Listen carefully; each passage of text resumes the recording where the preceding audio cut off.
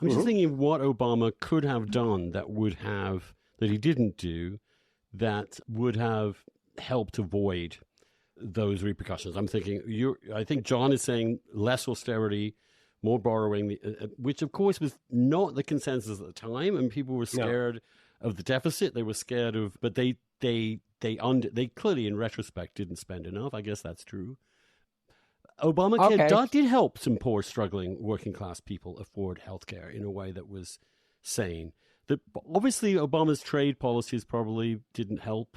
But is there something also in just the fact that this guy, Barack Hussein Obama, who was clearly an elite third culture kid, just could not quite get through, or was subject to deep distrust for those reasons by the white working classes in certain parts of America?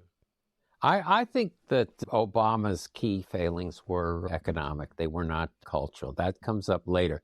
He was, in many ways, he was the last New Democrat.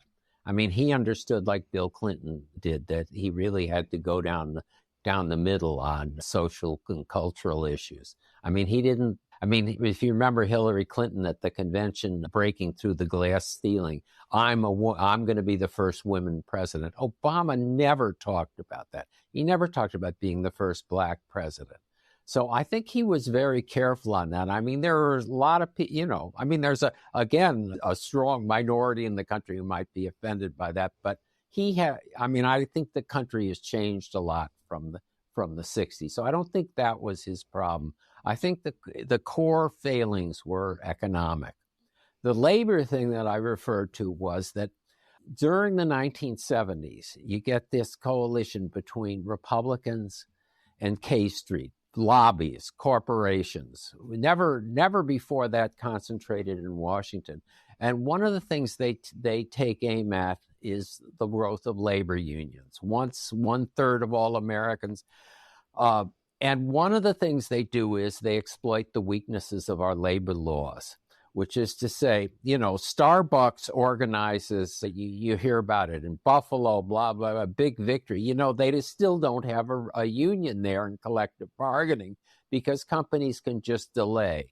You hear about Amazon firing workers who are trying to organize. All those things reflect the weaknesses in the labor laws. If we're going to have a revival of a labor movement, one thing we need to do is strengthen the laws.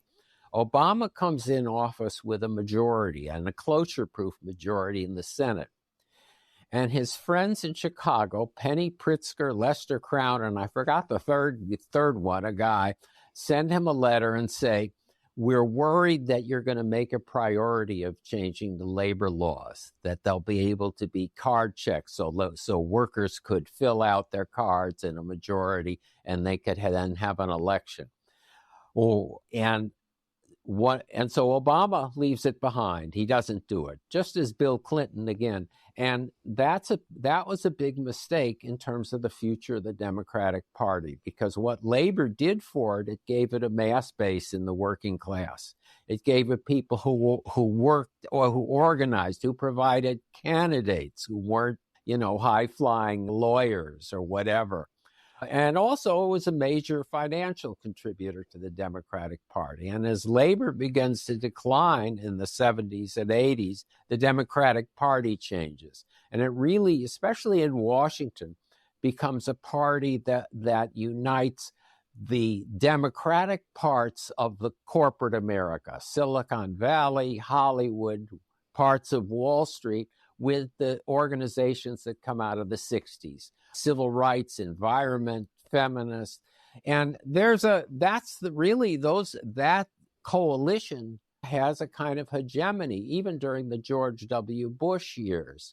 And it's only broken, believe it or not, in the last few years with the Dobbs decision. All of a sudden, something happens that makes a lot of people realize that it's no longer, that they have to, that this kind of politics that had developed out of the 60s and continued was not going to continue anymore and was really threatened.